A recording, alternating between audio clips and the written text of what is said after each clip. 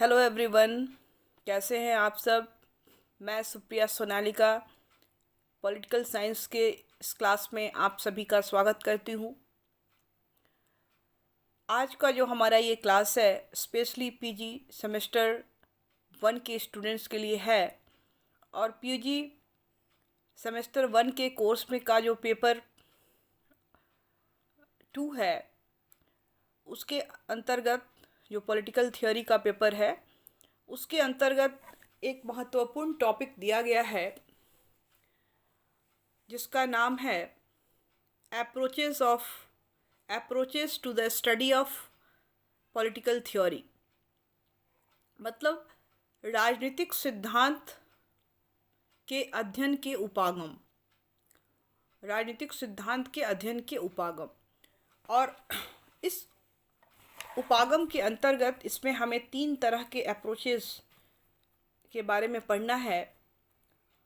पहला जो हमारा अप्रोच है वो है फिलोसफिकल अप्रोच, दूसरा हिस्टोरिकल अप्रोच, तीसरा सिस्टम थ्योरी। तो हम लोग आज के क्लास में सिस्टम थ्योरी को जानने और समझने की कोशिश करेंगे। और सिस्टम थ्योरी को समझने से पहले हम ये समझने की कोशिश करेंगे कि जो ये पद्धति है या जो ये उपागम है इसमें क्या डिफरेंसेस है, क्या अंतर है। क्योंकि जनरली जो है यह दोनों शब्द जो हैं पद्धति और उपागम हमें पढ़ने को मिलते हैं राजनीति शास्त्र के अंतर्गत। और स्पेशली जब हम कॉम्परेटिव पॉलिटिक्स पढ़ते हैं तो उसमें इन शब्दों का प्रयोग होता है। तो ये जो पद्धति है, मेथड्स है, इसका क्या मतलब है। तो पद्धति क्या है, एक पद्धति का जो अर्थ है वो क्या है। तो पद्धति का अर्थ अन्वेषण की ऐसी प्रक्रिया से है जिसके द्वारा विश्वसनीय जो है वो ज्ञान की प्राप्ति होती है या विश्वसनीय निष्कर्ष निकाले जाते हैं। जैसे कि वैज्ञानिक पद्धति, आगमन पद्धति, निगमन पद्धति या तुलनात्मक पद्धति। तो वैज्ञानिक पद्धति में क्या होती है। वैज्ञानिक पद्धति एक तरीका है जिसके माध्यम से साइंटिफिक मेथड्स को यूज़ करते हुए हम एक विश्वसनीय ज्ञान की प्राप्ति करते हैं जिसका मान्य सभी जगह जो होता है एक जैसा होता है। तो एक तरीका है। दूसरी तरफ अप्रोच की बात करें अगर हम, तो अप्रोच क्या है, मतलब उपागम। उपागम क्या है। उपागम के अंतर्गत किसी भी घटना की विस्तृत जानकारी के लिए ना केवल उपयुक्त पद्धति का चयन किया जाता है बल्कि अध्ययन की केंद्रीय समस्या का भी निर्णय लिया जाता है। मेन प्रॉब्लम क्या है उस समस्या को भी समझने के पद्धति का तो चयन किया ही जाता है, साथ साथ वो जो समस्या है उस समस्या जो केंद्रीय समस्या है उस समस्या के बारे में भी समझने का प्रयास किया जाता है उपागम के माध्यम से। अर्थात इसमें जो है केवल यह नहीं देखा जाता कि हमें अन्वेषण कैसे करना है, हाउ टू इंक्वायरी। इसमें जो है हम ये भी देखते हैं कि जो यह भी सोच लिया जाता है कि जो विषय है उसका अन्वेषण जो है वो करना है। मतलब जो समस्या है, केंद्रीय समस्या है, उसका भी अन्वेषण करना है। किस विधि से करना है ये तो हम डिसाइड करते ही हैं, साथ में हम ये भी करते हैं कि उस समस्या का अन्वेषण हम कैसे करेंगे। ठीक है, कैसे और करना है दोनों भी हम इसमें डिसाइड करके काम करते हैं। तो ये बेसिक मूल अंतर है। अब आते हैं हम अपने अब हमारा जो मेन टॉपिक है सिस्टम थ्योरी, जिसको व्यवस्था सिद्धांत हिंदी में कहते हैं। तो इस उपागम की चर्चा आज के क्लास में हम लोग करेंगे। हम लोग जानेंगे कि ये सिस्टम थ्योरी क्या है, एक्चुअल इसका मीनिंग क्या है, सिस्टम थ्योरी क्या है, ये इसका उद्भव कैसे होता है, इसके जो विचारक हैं, जो जन्मदाता हैं वो कौन हैं, उन्होंने इस थ्योरी के बारे में क्या बताया है, और इसकी जो अंत में हम देखेंगे कि इसकी जो इम्पोर्टेंस क्या है और आज के डेट में ये कितनी इसकी प्रासंगिकता है। इन सब बातों की चर्चा जो है हम आज के क्लास में करेंगे।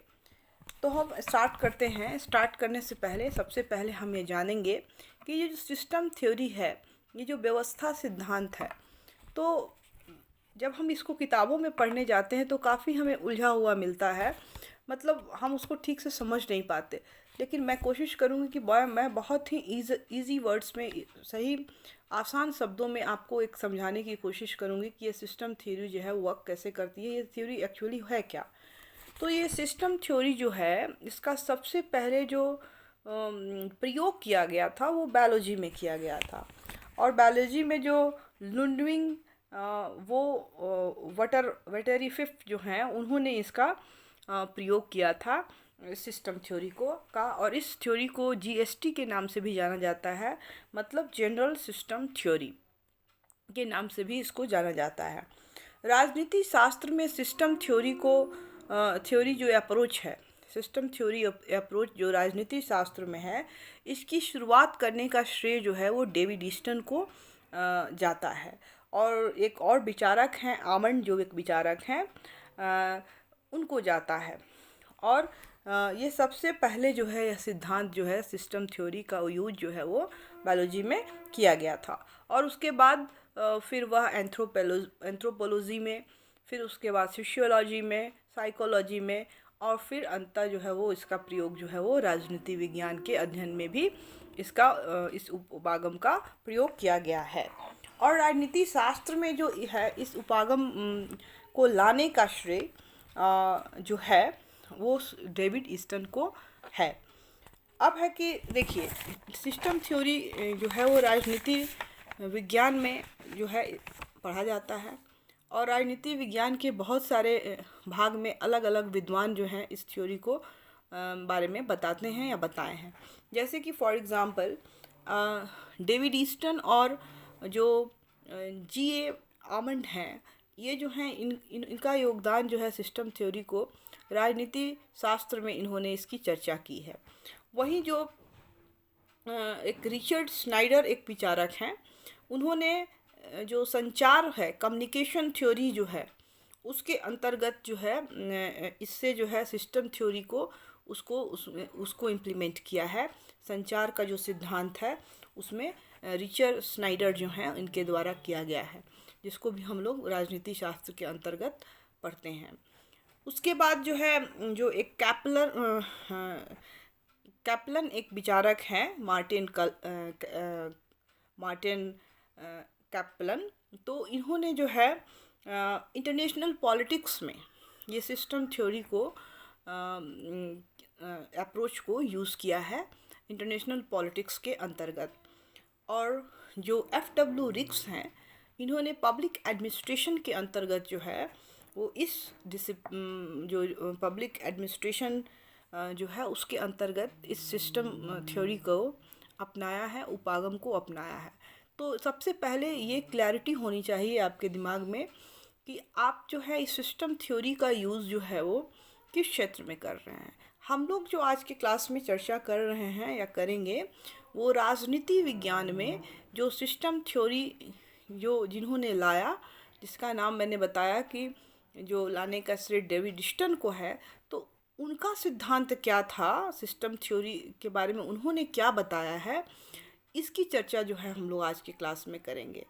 और मैंने बताया कि किस तरह से पॉलिटिकल साइंस के अंतर्गत अलग अलग जो उसके भाग थे, जैसे पब्लिक एडमिनिस्ट्रेशन, इंटरनेशनल पॉलिटिक्स या कम्युनिकेशन जो पब्लिक एडमिनिस्ट्रेशन का ही एक पार्ट था। तो इन सब में अलग अलग विद्वानों द्वारा सिस्टम थ्योरी को जो है वो यूज़ किया गया है।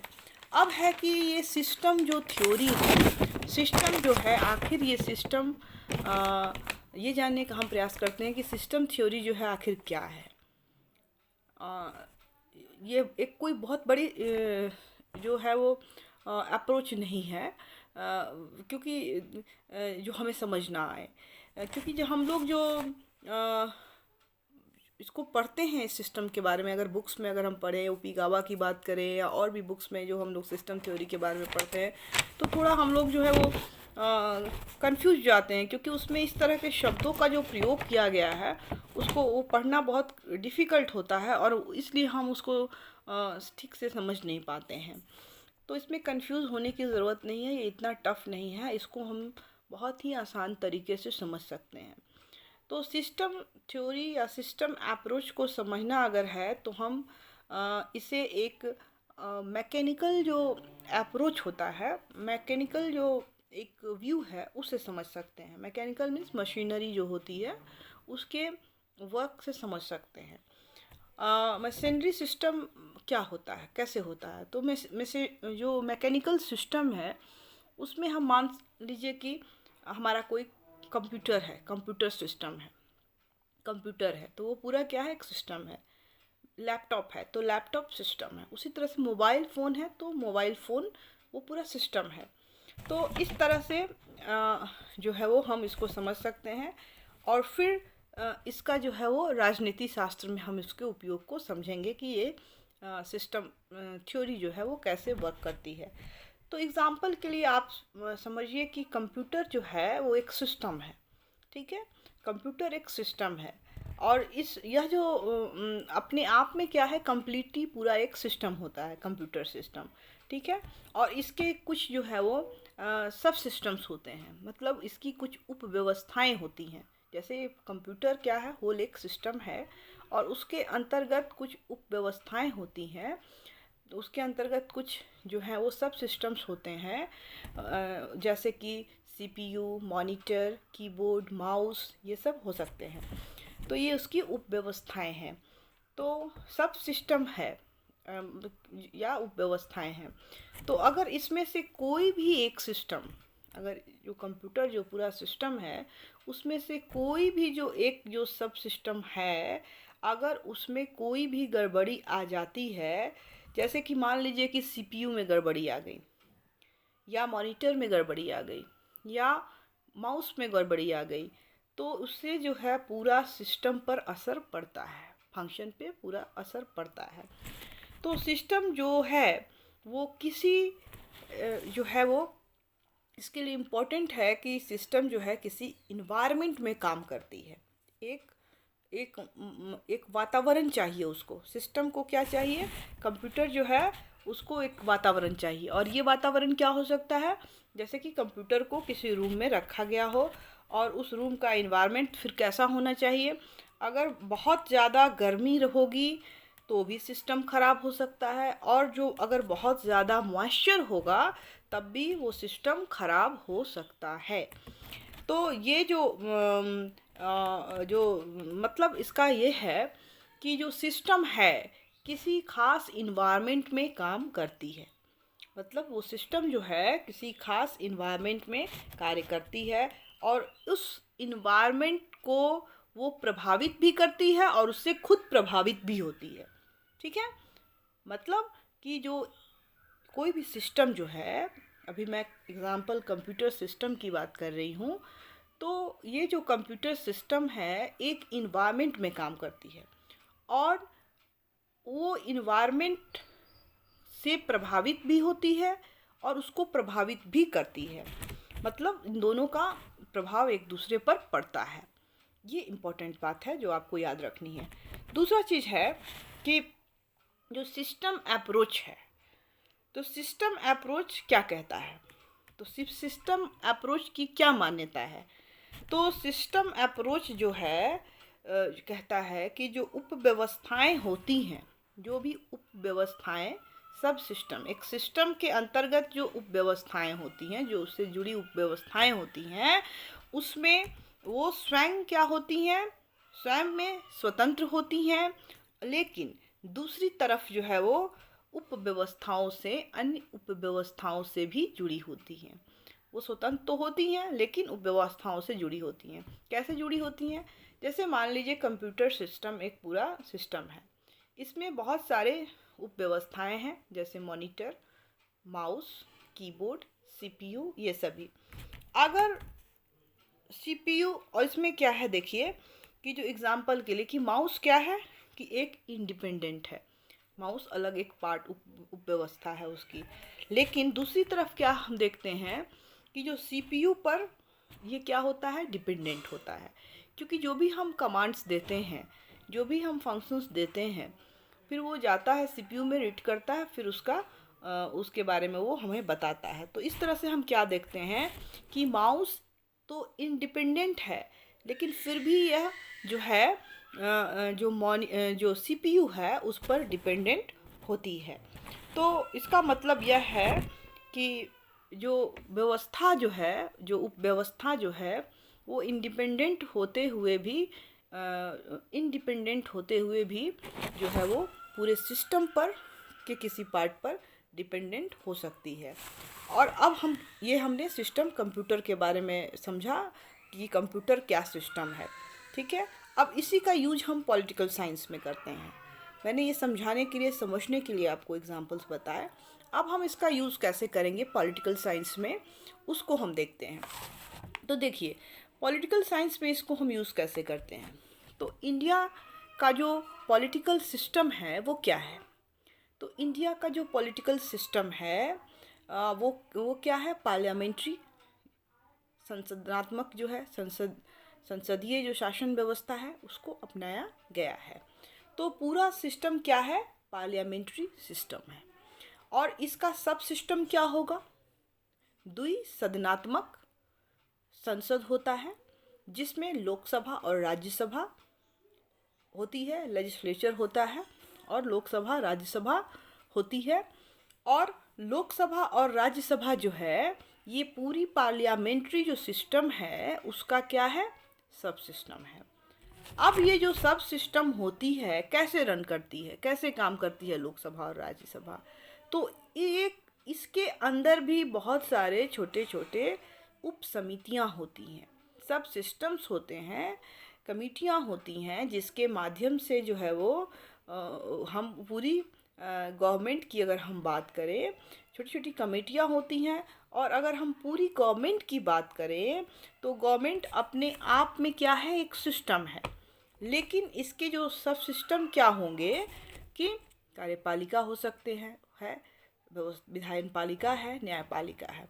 पूरे अगर हम गवर्नमेंट सिस्टम की बात करें तो कार्यपालिका, विधायिका और न्यायपालिका, ये हो सकता है पूरा एक सिस्टम। और उसका उप सिस्टम जो है वो ये हो सकता है कि उसमें जो है वो सदस्य हैं। अब देखिए कि जो जो ये सिस्टम है, कार्यपालिका, विधायिका और न्यायपालिका, ये सभी अपने आप में क्या है, इंडिपेंडेंट हैं, स्वतंत्र हैं। लेकिन यह सभी जो है एक दूसरे पर भी डिपेंडेंट हैं। कैसे डिपेंडेंट हैं, क्योंकि पार्लियामेंट्री जो सिस्टम में कार्यपालिका के सदस्य जो होते हैं वो विधान पालिका के भी सदस्य होते हैं। ठीक है, होने चाहिए, होते हैं। और उनके लिए आवश्यक है कि इसके लिए हम क्या देखते हैं कि जो इंटरेटिव जो रिलेशनशिप है, एक उन लोग का आपसी जो एक संबंध है, इंटर जो रिलेशन है, वो दोनों के बीच में अंतः संबंध जो है वो होता है। और अगर हम पार्लियामेंट्री सिस्टम के किसी एक सब सिस्टम की बात करें, पार्लियामेंट्री सिस्टम जो है उसकी एक सब सिस्टम की बात करें, जैसे कि मान लीजिए कि कार्यपालिका, तो कार्यपालिका में अगर कोई भी गड़बड़ी हो जाती है तो उसका पूरा पूरा असर जो है, अगर गड़बड़ा जाता है तो पूरा पूरा असर जो है वो पूरे होल सिस्टम, पार्लियामेंट्री सिस्टम पर पड़ता है। मतलब उसका जो एक सब सिस्टम जो है कार्यपालिका, अगर उसमें किसी तरह की कोई गड़बड़ी आती है तो उस सिस्टम का पूरा असर, वो जो पूरा पार्लियामेंट्री सिस्टम होता है उस पर पड़ता है। ठीक है, जिसमें तो इसमें जो मुख्य बातें जो है वो क्या है, तो मुख्य बात इसमें ये है कि सिस्टम के अंदर क्या होता है कि एक एडॉप्टिबिलिटी होती है, एक एडॉप्टिबिलिटी होती है सिस्टम के अंदर। मतलब एडॉप्टिबिलिटी क्या होती है, कैसे होती है।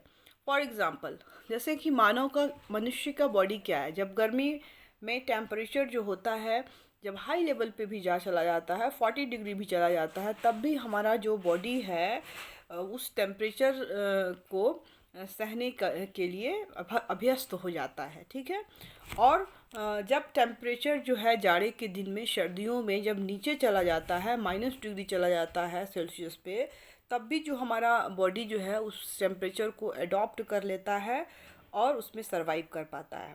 लेकिन ये एडॉप्टेबिलिटी जो होती है मैकेनिकल सिस्टम में जो होती है वो उस तरह से काम नहीं करती। ये ह्यूमन बॉडी में काम करती है, लेकिन जो मैकेनिकल जो सिस्टम होती है उसमें ये जो एडॉप्टेबिलिटी होती है इस तरह से काम नहीं करती है जैसे कि ह्यूमन बॉडी में करती है।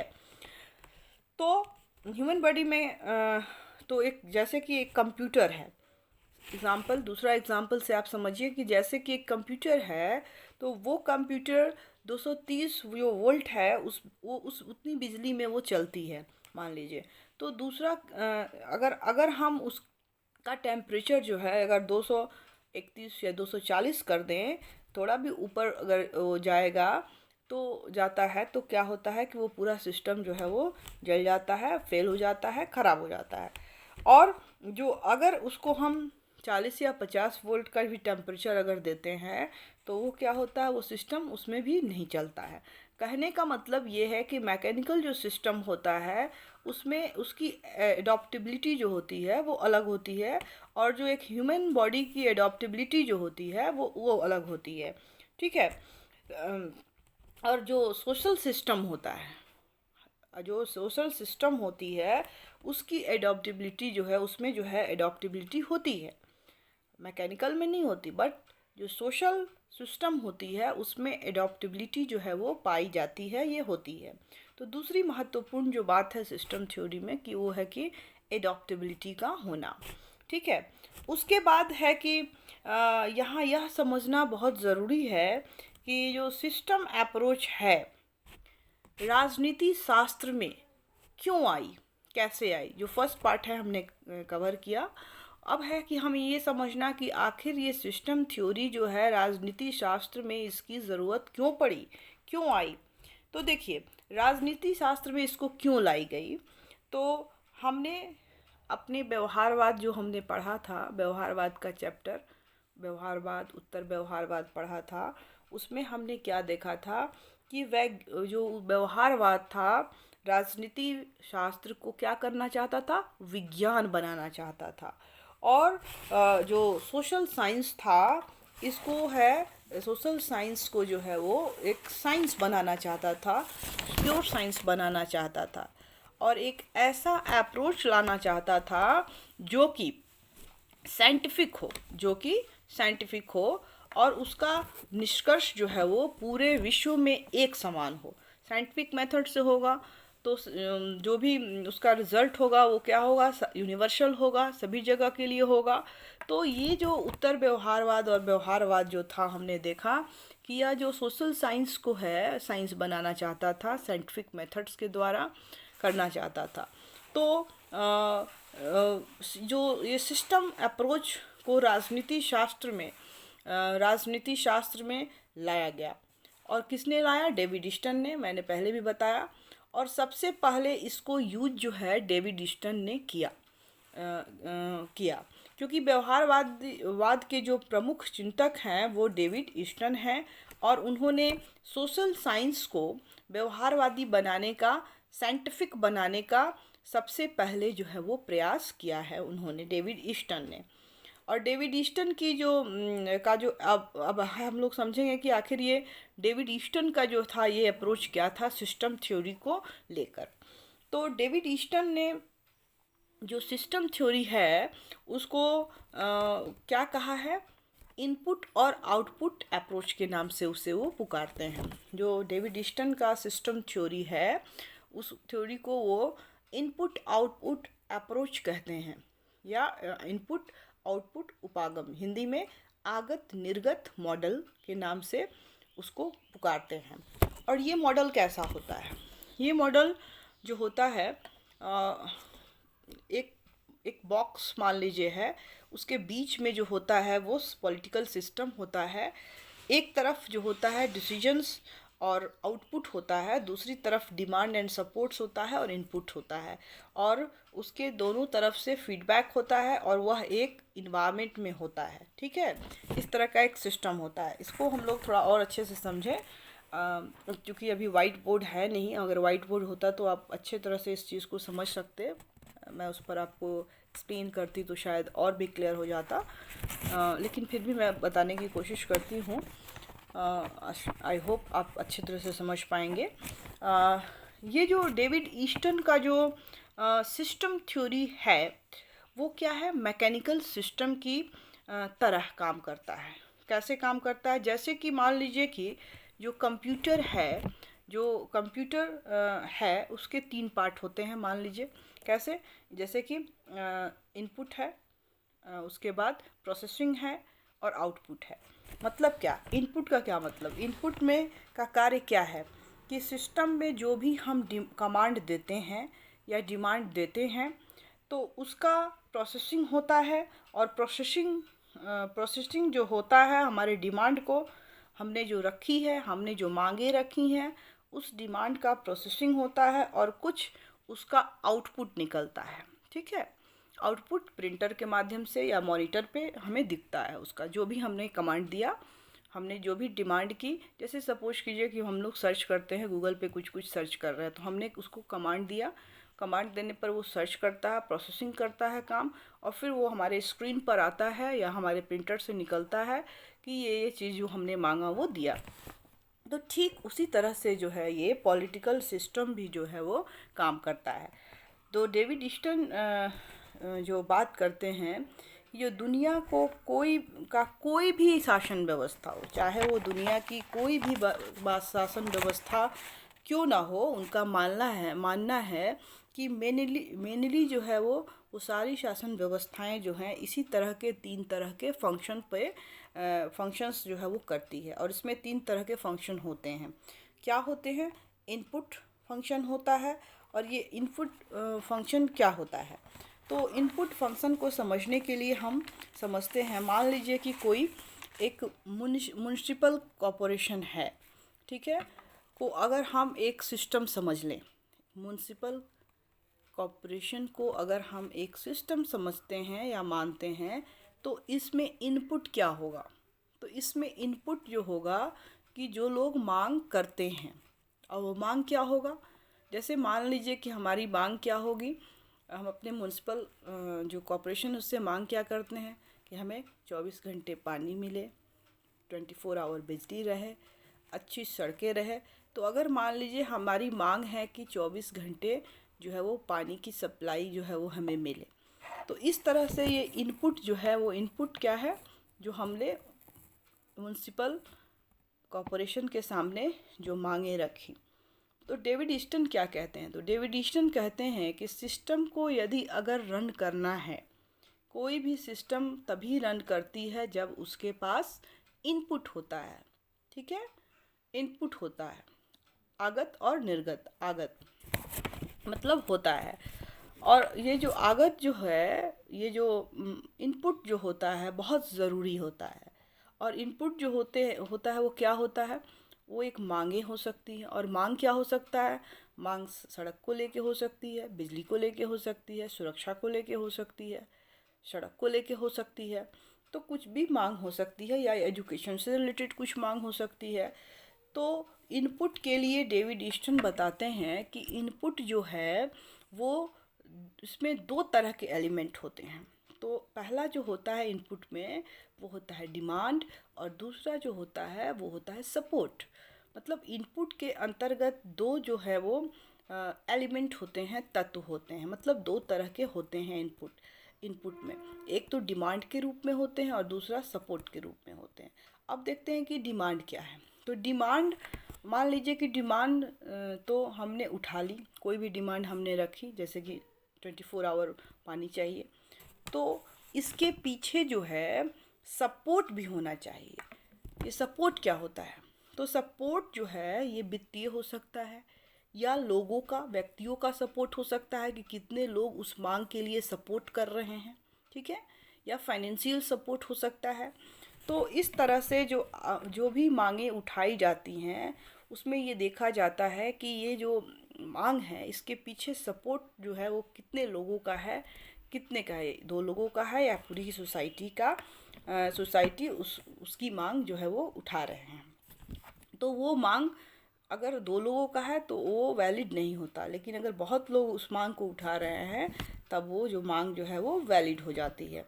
और इसके बाद ये इनपुट जो है, जो मांगे हमने रख दी डिमांड एंड सपोर्ट के माध्यम से, तो ये इनपुट जो है वो प्रोसेसिंग में चला जाता है। और प्रोसेसिंग के लिए कहाँ जाता है? Municipal corporation. और वहाँ जाएगा, और वहाँ जाने के बाद जो है म्युनिसिपल कॉरपोरेशन जो होगा इन मांगों को देखेगा, उन पर अपना कोई निर्णय लेगी और इसके बाद जो है वो आउटपुट देगी। जो भी मांग आई उस पर अपना प्रोसेसिंग होगा, निर्णय होगा, जांच होगा और उसके बाद कुछ आउटकम्स आएगा, आउटकम निकलेगा या आउटपुट निकलेगा। तो आउटपुट क्या हो सकता है? तो देखिए आउटपुट जो है वो भी दो हो सकती है। ये हो सकती है पहली कि जो मांगे रखी गई उनको मान लिया गया, या ये भी हो सकती है कि उन मांगों को नहीं माना गया। तो आउटपुट के बाद जो है आउटपुट के रूप में दो बातें सामने आ सकती हैं। एक तो कि उस बात को उसको मान लिया जाए या उस बात पर को नहीं माना गया। मतलब आउटपुट या तो निकलेगा, उसके बाद आउटपुट निकलेगा, तो आउटपुट क्या हो सकता है? तो दो हो सकता है, या तो हाँ हो सकता है, नहीं तो ना हो सकता है। मतलब कहने का मतलब यह है कि आउटपुट के बाद वो बातें वापस जो है फिर ये निकलता है कि हाँ या ना निकला। उसके बाद वो बातें कहाँ जाती हैं? वापस फिर चली जाती हैं फीडबैक के पास, और फीडबैक उस पर ली जाती है, उन बातों पर जो मांगे उठाई, उसकी प्रोसेसिंग हुई, उसका आउटपुट निकला, और उस आउटपुट पर जो है वो फिर वो जाती है फीडबैक के लिए कि जो भी हाँ या ना जो उसका मांग का हुआ है, तो उस पर जो फीडबैक ली जाती है। और फीडबैक जो है वो पॉजिटिव भी हो सकती या नेगेटिव भी आ सकती है। और उसके बाद क्या होता है कि उसमें कुछ सजेशन भी आ सकते हैं, पॉजिटिव भी हो सकती है, नेगेटिव भी हो सकती है, या कुछ सजेशन भी आ सकते हैं। तो ये फीडबैक जो है वो वापस फिर से इनपुट के पास जाते हैं और जाएगी, और जिन्होंने मांग उठाई है और जिन्होंने मांग उठाई थी उनके पास चली जाएगी, इनपुट के पास जाएगी और फिर वो उनके पास चली जाएगी जिन्होंने वो मांग उठाई है। और और उन्हें बताया जाता है कि आपकी मांग जो है वो मान ली गई है या आपकी मांग नहीं मान ली गई है। और इससे सबसे बड़ी बात क्या होती है? इसमें सबसे बड़ी बात ये होती है कि हमारा जो सिस्टम है उसको जो है इन्वायरमेंट जो है वो बहुत प्रभावित करती है। मैंने पहले भी बताया कि सिस्टम के अंतर्गत जो इन्वायरमेंट होता है वो इन्वायरमेंट प्रभावित करती है। और ये इन्वायरमेंट जो है वो दो तरह का हो सकता है, एक तो इंटरनल इन्वायरमेंट और दूसरा एक्सटर्नल इन्वायरमेंट। तो अब म्युनिसिपल अगर कॉरपोरेशन की बात करें तो इसका इंटरनल जो इन्वायरमेंट होगा वो क्या होगा? जैसे म्युनिसिपल कॉरपोरेशन, जैसे राज्य का म्युनिसिपल कॉरपोरेशन कहाँ है? राज्य के अंतर्गत है। तो राज्य का मतलब राज्य के अंदर है। तो राज्य के अंदर की सिचुएशन या इन्वायरमेंट जो है वो इंटरनल इन्वायरमेंट होगा। और एक्सटर्नल इन्वायरमेंट क्या होगा? तो एक्सटर्नल इन्वायरमेंट का मतलब होगा कि पूरा कंट्री। क्यों? क्योंकि ये जो म्युनिसिपल कॉरपोरेशन जिस राज्य में है वो किसी देश के अंदर है। तो दैट मीन्स अगर हम एग्ज़ाम्पल के रूप में समझें कि अगर झारखंड के किसी म्युनिसिपल कॉरपोरेशन की बात की गई है, तो उसका म्युनिसिपल कॉरपोरेशन का इंटरनल जो इन्वायरमेंट होगा वो पूरा झारखंड होगा, जबकि उसका एक्सटर्नल इन्वायरमेंट जो होगा वो इंडिया होगा। इस तरह से ये जो है इसमें एक इन्वायरमेंट की बहुत ही आवश्यकता होती है। और इन्वायरमेंट दो तरह के हो सकते हैं। अब है कि भारत मान लीजिए कि एक सिस्टम है, तो झारखंड राज्य उसका क्या होगा? सब सिस्टम होगा। इस तरह से हम क्या देखते हैं कि इंटरनल और एक्सटर्नल ये दोनों तरह के जो इन्वायरमेंट होते हैं उससे वो प्रभावित होती है सिस्टम। मैंने पहले भी इसको बताया कि वो खुद भी प्रभावित होती है और प्रभावित करती भी है। तो ये एक जनरल मतलब बात थी समझाने के लिए, कि व्यवस्था सिद्धांत को समझाने के लिए मैंने आपको ये समझाया एक एग्जाम्पल देके। अब हम चर्चा करते हैं कि डेविड ईस्टन ने जो अपनी ये सिस्टम थ्योरी दी है, जैसा कि शुरू में ही बताया कि राजनीति शास्त्र में लाने का श्रेय डेविड ईस्टन को जाता है। और व्यवहारवादी चिंतक जो हैं, विचारक के भी जो प्रणेता हैं वो डेविड ईस्टन रहे हैं, और वो सोशल साइंस को साइंस बनाना चाहते हैं। और इसलिए इन्होंने इस सिस्टम को पॉलिटिकल साइंस में लाया है। और इस सिस्टम को के अंतर्गत जो इनपुट और आउटपुट की जो उन्होंने व्यवस्था की है उसके बारे में अब हम लोग चर्चा करेंगे कि आखिर उन्होंने क्या बातें कही है। तो देखिए, उन्होंने कहा है कि जो इनपुट है, इनपुट में दो तरह के कार्य होते हैं। पहला काम जो है वो डिमांड का और दूसरा है कि सपोर्ट का। तो डेविड ईस्टन ने जो है वो 4 तरह से के डिमांड की बात की गई है, किए हैं। जो ये डिमांड इनपुट के अंदर जो ये डिमांड और सपोर्ट होते हैं, तो उस डिमांड के अंतर्गत जो डिमांड जो होता है वो 4 तरह का हो सकता है। पहला क्या होगा, तो जो सेवाएं और जो वस्तुओं के वितरण की मांग। पहला क्या होगा, सेवाओं और वस्तुओं के वितरण की मांग। मतलब समाज में कई तरह की वस्तुएं और सेवाएं हो सकती हैं। जैसे एग्जाम्पल मान लीजिए कि सेवाओं के रूप में जॉब, तो जॉब किस तरह से डिस्ट्रीब्यूट की जाए कि बेरोजगारी जो है वो ख़त्म हो सके, ठीक है। या गरीबों के हित के लिए राशन की मांग हो सकती है, या उसके रेट कंट्रोल की मांग हो सकती है। तो ये सभी जो है वो क्या है, एक डिमांड हो सकती है। तो इस तरह के डिमांड जो है वो सेवाओं और वस्तुओं के वितरण की मांग के अंतर्गत आते हैं। दूसरे तरह की डिमांड के बारे में उन्होंने क्या बताया है, उन्होंने